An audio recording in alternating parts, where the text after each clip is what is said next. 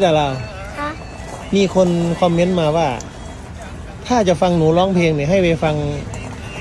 งเสียงหมูเสียงหมาร้องดีกว่าครับว่าหนูเสียใจไหม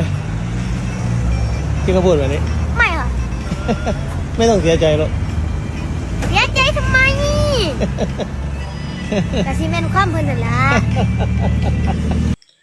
สบายดีพี่น้องสวัสดีค่ะพี่น้องจ้ามื้อนี้ก็มาพบกับซ่องสาวตุ๊กชาแนลอีกแล้วเด้อมามื้อนี้ก็มาพอกันอยู่ที่บ้านอยู่ที่เฮือนคือเก่าเนาะพี่น้องเนาะคือเพิ่งจะพากันมาแต่ลองตู้เนาะพี่น้องเนาะเพราะว่าทางเจ้าภาพนะได้โทรมาหาทางเอื้อยเนาะพี่น้องว่าอยากได้ตู้ของเอื้อยนะไปเปิดอยู่ที่งานขึ้นบ้านใหม่ของเพิ่นเนาะพี่น้องเนาะก็เลยพากันขนตู้ไปพี่น้องเพิ่งจะกลับมาเนาะพี่น้องแต่ว่ามื้อนี้นะไปลองให้เขาเจ้าซื้อเนาะพี่น้องเนาะมื้อที่เปิดแท้ๆนะก็คือมื้ออื่นเช้าเนาะพี่น้องเนาะคือมื้ออื่นเช้าก็ทางเอื้อยเพิ่นก็จะไปตั้งแต่เช้าๆเนาะพี่น้องเนาะมัน 7:00 นกว่าๆแล้วพี่น้องแล้วก็ทางบ่ดอนน่ะบ่ได้ไปนำคือเก่าเนาะพี่น้องเนาะเพราะว่าเพิ่นก็ต้องไปส่งปูนเนาะพี่น้องเพิ่นก็ได้เที่ยวส่งปูนคือเก่านั่นแหละพี่น้องก็คือแบบว่าไปส่งปูนมาแล้วก็ถึงจะตามไปอีกทีหนึ่งเนาะพี่น้องเนาะแต่ว่ามื้ออื่นเช้านี่สตุกน่าจะบ่ได้ไปนำเนาะพี่น้องเนาะเพราะว่าสตุกก็ต้องอยู่บ้านเอาลูกคือเก่าเนาะพี่น้องเนาะบ่อยากไปบันไดพี่น้องไปหลายก็เกรงใจเขาเจ้าเนาะพี่น้องเนาะคือแบบว่าไปหลายก็เกรงใจเขาเจ้าพี่น้องอยู่บ้านดีกว่าเนาะพี่น้องเนาะมาพี่น้องมามื้อนี้สตุกก็จะเว้าถึงน้องธิดาลาวศรีวิไลคือเก่าคือเดิมเนาะพี่น้องเนาะคือมื้อนี้สตุกก็หาข่าวของน้องตามปกติคือเก่าแหละพี่น้องแล้วไปเห็นทางพ่อแม่ลูก3คนเพิ่นได้นั่งโอ้ลมกันเนาะพี่น้องเนาะได้นั่งเว้าคุยนั่งเว้านั่งคุยกันนั่นแหละพี่น้องคือมื้อที่น้องเองได้มาร้องเพลงอยู่ที่บ้านเกิดเนาะพี่น้องเนาะอยู่ที่เซโนนั่นแหละพี่น้องแล้วก็มีทางยูทูบเบอร์เนาะพี่น้องเนาะที่ได้เอาคลิปของน้องธิดาลาวร้องเพลงลงไปเนาะพี่น้องเนาะแล้วมีทางน่าจะบ่แม่น FC ของน้องดอกพี่น้อง FC ของคนอื่นนั่นแหละเนาะแล้วได้มาเม้นอยู่ที่ช่องของยูทูบเบอร์ลาวคนนั้นเนาะพี่น้องบอกว่า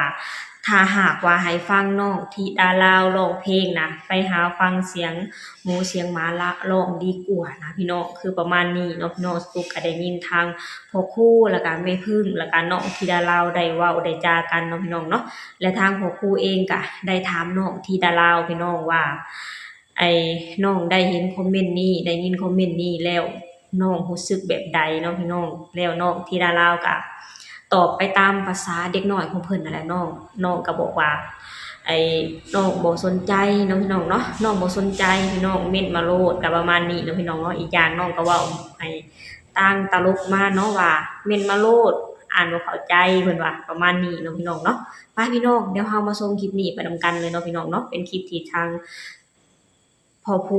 ครูศรีวิไลแล้วก็แม่พึ่งแล้วก็น้องธิดาลาวได้นั่งเว้าจากันเนาะพี่น้องเนาะเดี๋ยวเราไปชมคลิปกันเลยเรามีคนคอมเมนต์มาว่า ถ้าจะฟังหนูร้องเพลงเนี่ยให้ไปฟังเสียงหมูเสียงหมาร้องดีกว่าครับว่าหนูเสียใจไหมที่เขาพูดแบบนี้ไม่ค่ะ ไม่ต้องเสียใจหรอกเสียใจทำไมแต่ซีเมนความเพิ่นนั่นล่ะกันจีแมนก็เพิ่นมีคนเมนด้วยเหรอคะมีสิลูกแต่หนูอ่านบ่ออกหนูสิเสียใจเฮ็ดหยังล่ะหนูอ่านไม่ออกเลย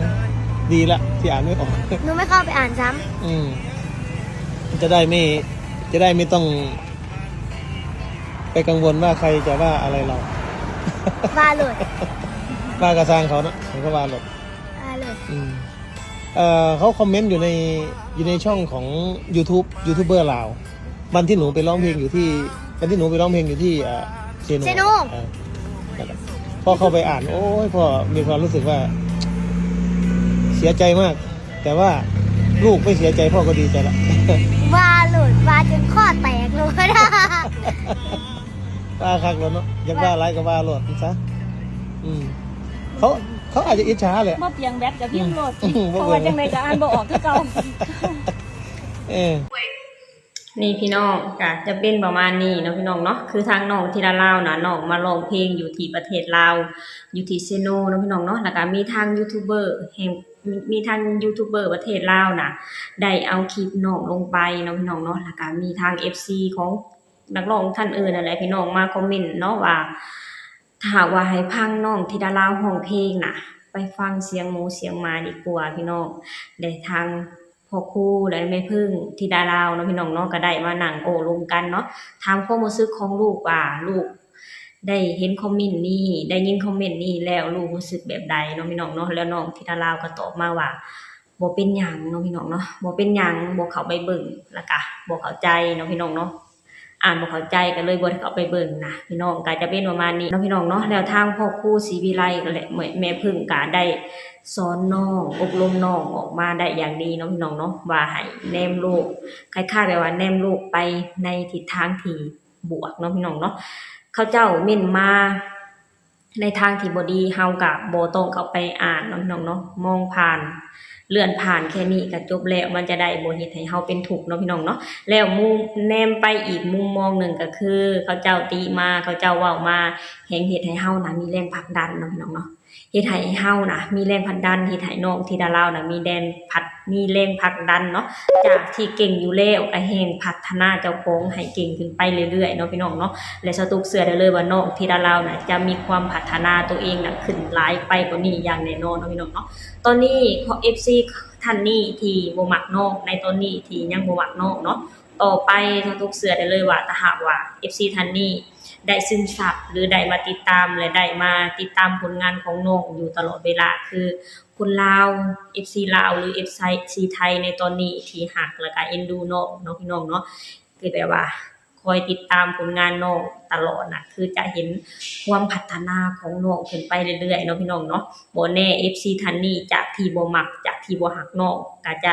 หลงรักหลงมักในความเก่งในความสามารถของน้องเนาะพี่น้องเนาะในความแบบว่าแก้วเสียงที่เป็นเอกลักษณ์ที่ร้องเพลงก็ออกมาเพลงใดก็ม่วนเป็นตาม่วนเป็นตาฟังไปหมดเนาะพี่น้องเนาะสตุกเชื่อได้เลยว่า FC ท่านนี้ถ้าหากว่าติดตามน้องไปเรื่อยๆก็จะฮักแล้วก็เพลงน้องหลายขึ้นกว่านี้อย่างแน่นอนเนาะพี่น้องเนาะสตุกเองก็อยากบอกกับน้องธิดาลาวและทางพ่อครูว่าสู้ๆคือเก่าเนาะพี่น้องเนาะสตุกเชื่อได้เลยว่าทางพ่อครูและน้องธิดาลาว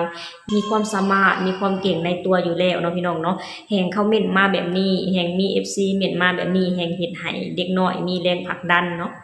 จากที่เก่งอยู่แล้วก็แฮงเก่งขึ้นกว่านี้เพื่อให้ทาง FC น่ะเกิด